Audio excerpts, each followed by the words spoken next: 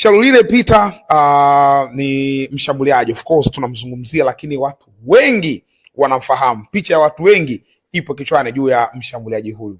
Ni mshambuliaji raia wa Namibia, miaka 32 kwa sasa, lakini ni nyota ambaye alianzia maisha nyumbani kwao Tura Magic, sasa hivi inaitwa Ongos, hiyo timu inayopatikana Windhoek kule kwao Namibia.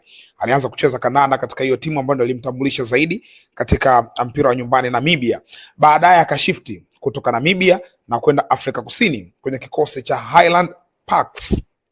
Hii ni timu ambayo inapatikana pale Johannesburg. Kwa sasa haipo katika ligi kuu, wako ligi daraja la 4. Yes, fourth tier huko. Wanapambana na hali zao. Sasa yeye aliingia pale.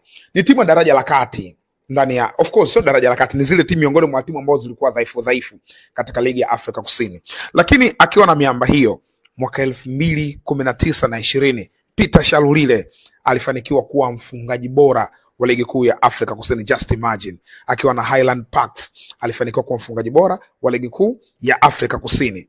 Performance ile iliwastusha Mamelodi Sundowns kwa sababu wana fedha nyingi na wahuaga wanachukua qualities, yani pale Afrika Kusini timu yote ambayo ina quality kubwa huaga wana invade na kwenda kuchukua huyo mchezaji. Na hiyo sio tu kwa timu za madaraja ya kati, hata hizi timu kubwa kwa maana ya Orlando Pirates, Kaizer Chiefs wanaweza kuwachukulia wachezaji wao. So walifanya jitihada Mamelodi Sundowns kuhakikisha wanampata Shalulile na wakampata. Ndani ya Mamelodi Sundowns, Peter Shalulile mataji 5 ya PSL, ubingwa wa ligi kuu ya Afrika Kusini, lakini pia alifanikiwa kuwa mfungaji bora mara 2 akiwa na Mamelodi Sundowns.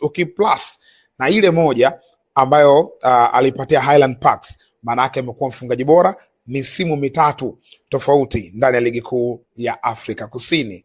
Lakini akiwa na Mamelodi Sundowns pia alifanikiwa kushinda tuzo ya mchezaji bora wa Afrika Kusini, yani MVP wa ligi kuu ya Afrika Kusini katika misimu miwili. Ilikuwa msimu mwaka 2020-21 na msimu mwaka 2021-22. Mara 2 mfululizo alifanikiwa kushinda tuzo ya kuwa MVP, Most Valuable Player wa PSL.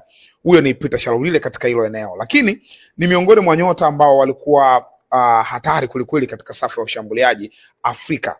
Yani Afrika, Peter Shalulile amekuwa akizungumzwa na amekuwa akifunga magoli pia ya kutosha katika michuano ya CAF.